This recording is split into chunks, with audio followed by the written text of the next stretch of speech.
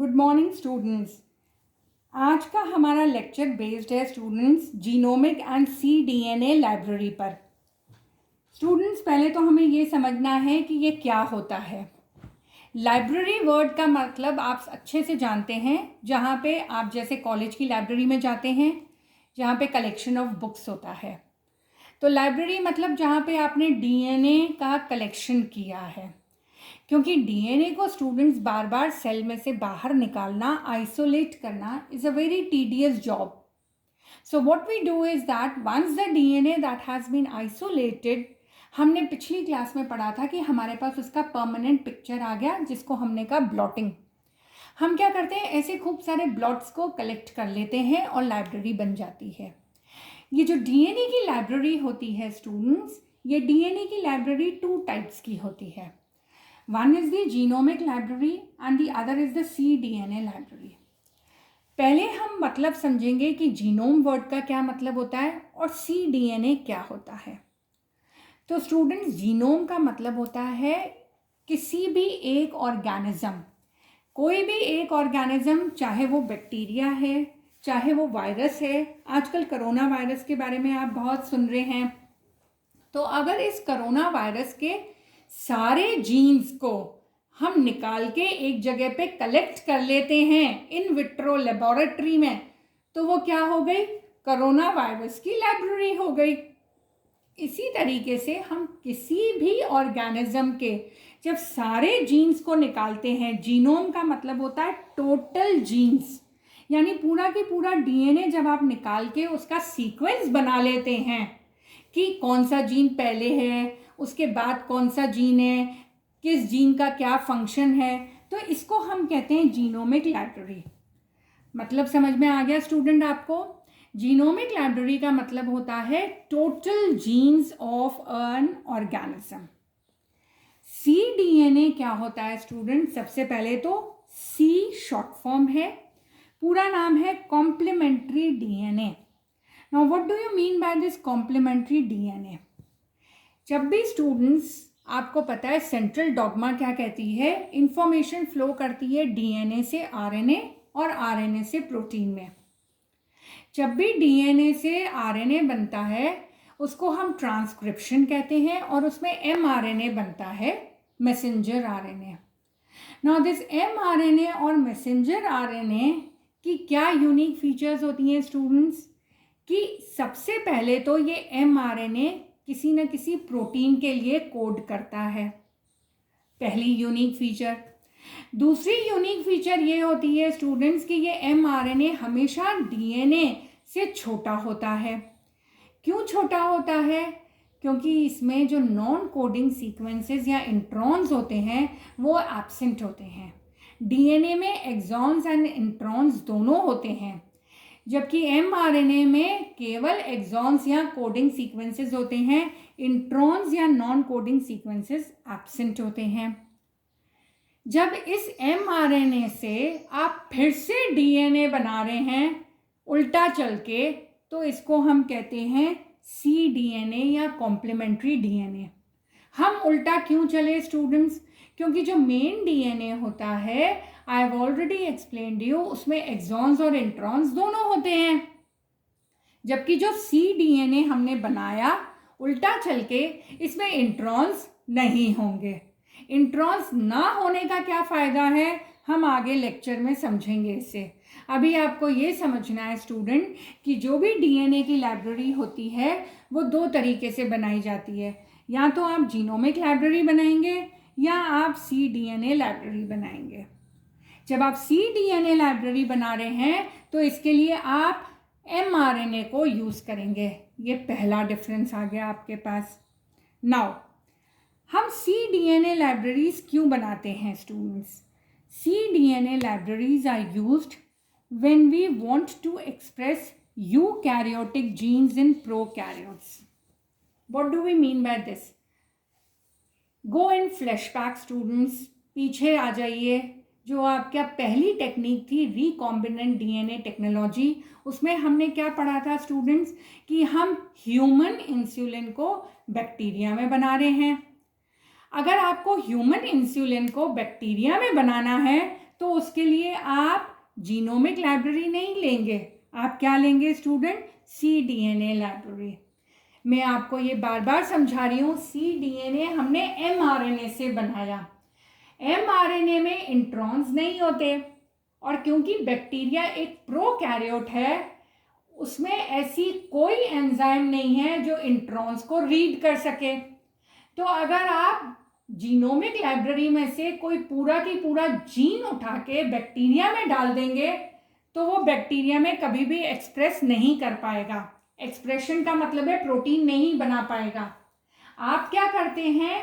Insulin के gene का mRNA लेते हैं, उस mRNA से cDNA बनाएंगे और उस cDNA को बैक्टीरिया में डालेंगे ताकि ह्यूमन इंसुलिन बन सके, क्योंकि अब इस cDNA में इंट्रॉन्स नहीं होंगे और बैक्टीरिया कभी भी इंट्रॉन्स को एक्सप्रेस नहीं कर पाता, पढ़ नहीं पाता, उसमें कोई एंजाइम नहीं है। इसीलिए स्टूडेंट्स, अगर हमें कोई प्रोटीन बनाना है, ह्यूमन प्रोटीन बनाना है बैक्टीरिया के अंदर, तो आप हमेशा cDNA यूज़ करेंगे और इसके लिए हमें cDNA लाइब्रेरी की ज़रूरत होती है। तो students, this means that whenever आपको ह्यूमन का कोई ग्रोथ हार्मोन या ह्यूमन इंसुलिन, अगर ये चीज़ें बैक्टीरिया से बनवानी है, प्रोड्यूस करवानी है, तो आप हमेशा वहाँ पे कौन सा DNA यूज़ करेंगे? cDNA, that is complementary DNA। Complementary DNA बनाने के लिए आप किसको आइसोलेट करेंगे? mRNA को, ना कि ह्यूमन के DNA को। आप ह्यूमन्स में से mRNA को आइसोलेट करेंगे और इसके लिए आप कौन सी एंजाइम यूज़ करेंगे? Reverse transcriptase enzyme. जबकि जीनोमिक लाइब्रेरी में स्टूडेंट्स आप DNA को आइसोलेट करेंगे किसी भी सेल में से और फिर उसकी क्लोनिंग करेंगे, जीन एम्प्लीफिकेशन करेंगे। तो ये बेसिक डिफरेंस है। आपको दोनों वर्ड्स का मतलब आना चाहिए कि जीनोमिक लाइब्रेरी क्या होती है और cDNA लाइब्रेरी क्या होती है। इन अ वेरी नटशेल, बहुत शॉर्ट में हम इन्हें समझेंगे, डिटेल में हमें नहीं जाना है। नाउ स्टूडेंट्स, जब हम कह रहे हैं कि DNA की लाइब्रेरी दो तरीके की होती है, जीनोमिक और cDNA, इनके बीच में क्या डिफरेंसेस होते हैं? जीनोमिक लाइब्रेरी, इसमें हम क्या करते हैं? जीन लेते हैं और जीन में हमें पता है कि exons and introns coding sequences and non coding sequences दोनों ही हैं। जबकि जो cDNA लाइब्रेरी होती है उसमें हमने cDNA या कॉम्प्लीमेंट्री DNA यूज़ किया और इसमें इंट्रॉन्स एब्सेंट होते हैं, क्योंकि हमने इसमें mRNA से DNA बनाया है और इसमें इंट्रॉन्स एब्सेंट होते हैं। सेकेंड पॉइंट, जो DNA हम निकाल रहे हैं जीनोमिक लाइब्रेरी के लिए, that DNA can be taken from any tissue और सेल ऑफ एन ऑर्गेनिज्म। मान लीजिए आपको अगर ईस्ट की जीनोमिक लाइब्रेरी बनानी है तो आप ईस्ट तो सिंगल सेल्ड है, उसमें से DNA को निकाल सकते हैं। जबकि जब भी आपको cDNA लाइब्रेरी बनानी है तो आप बॉडी का वही सेल या टिश्यू लेंगे जिसमें हाई लेवल्स ऑफ प्रोटीन्स हों। ये दूसरा बेसिक डिफरेंस है student, genomic library and cDNA library में। जीनोमिक लाइब्रेरी के लिए आप बॉडी का कोई भी सेल ले सकते हैं और उसमें से DNA को निकाल सकते हैं, जबकि cDNA लाइब्रेरी के लिए क्योंकि आपको mRNA चाहिए तो आप क्या लेते हैं स्टूडेंट? वो सेल या टिश्यू लेते हैं जो प्रोटीन बहुत ज़्यादा बनाता हो, क्योंकि अगर वो सेल और टिश्यू प्रोटीन बहुत ज़्यादा बनाता होगा तो उसमें mRNA अबंडेंट मात्रा में आपको मिल जाएगा। थर्ड बेसिक डिफरेंस क्या है स्टूडेंट्स? जब भी जीनोमिक लाइब्रेरी बनाई जाती है तो उसमें मेनली जो एंजाइम्स यूज़ की जाती हैं वो कौन सी हैं? Restriction endonucleases and ligases. Again student, cDNA या कॉम्प्लीमेंट्री DNA लाइब्रेरी जब भी बनाई जाती है तो उसमें जो मेजर एंजाइम्स यूज़ होती हैं वो हैं रिवर्स ट्रांसक्रिप्टेज। रिवर्स ट्रांसक्रिप्टेज क्या करती है स्टूडेंट्स? mRNA से cDNA बनाती है। तो मेनली आपको कौन सी एंजाइम्स चाहिए? Reverse transcriptase and terminal transferase enzymes are used. What do you mean by the word terminal transferase enzymes? We very well know कि जब भी डीएनए का रेप्लिकेशन होता है आपको प्राइमर्स की आवश्यकता होती है. ये जो टर्मिनल ट्रांसफरेज एंजाइम है ये प्राइमर्स को जोड़ने का काम करती है. तो स्टूडेंट्स ये थर्ड और मेजर डिफरेंस आ गया कि जीनोमिक लाइब्रेरी के जो टूल्स हैं वो अलग हैं.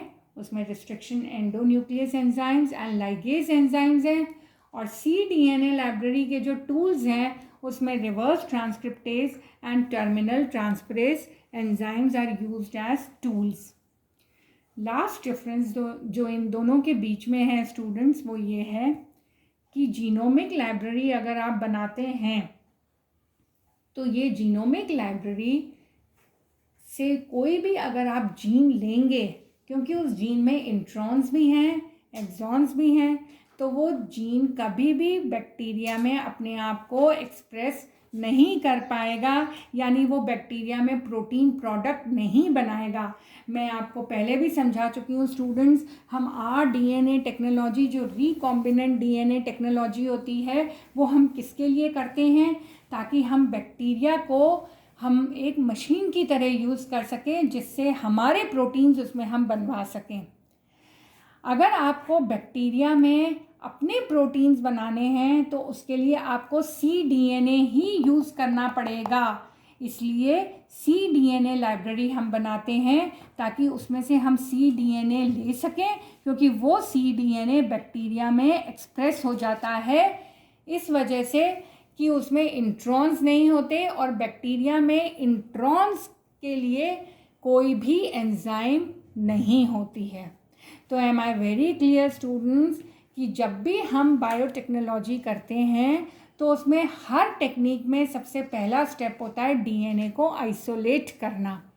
इस डीएनए को हम आइसोलेट करते हैं, ये बहुत टीडियस जॉब होता है क्योंकि ये बहुत मुश्किल जॉब है. तो एक बार जब हम डीएनए को आइसोलेट करते हैं तो हम उसकी परमानेंट पिक्चर ब्लॉट बना के अपने पास स्टोर कर लेते हैं, जो कि हमने ब्लॉटिंग टेक्निक में पढ़ा. और जब हम उसे स्टोर करते हैं तो उसको हम कहते हैं लाइब्रेरी. और ये लाइब्रेरीज हमने पढ़ी दो टाइप की हैं, जीनोमिक एंड cDNA लाइब्रेरी.